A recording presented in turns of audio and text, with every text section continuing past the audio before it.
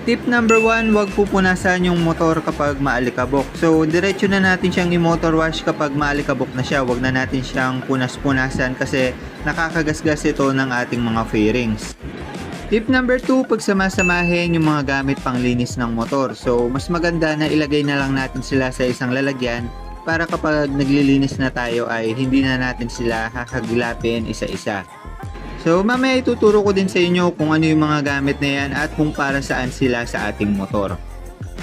Tip number 3 ay gumamit lang ng gentle na sabon sa pagmo-motor wash natin. So, may nabibili naman online na pang motor talaga, pero ako, goods na sa akin yung dishwashing liquid or kaya shampoo. So, sa ganong paraan kasi ay hindi natin masisira yung kulay ng ating fairings ng motor. So, para bigyan kayo ng idea kung ano yung mga nakakasira ng kulay ng motor, ito yung mga detergent powder or yung mga sabon na panglaba. So, yun, iwasan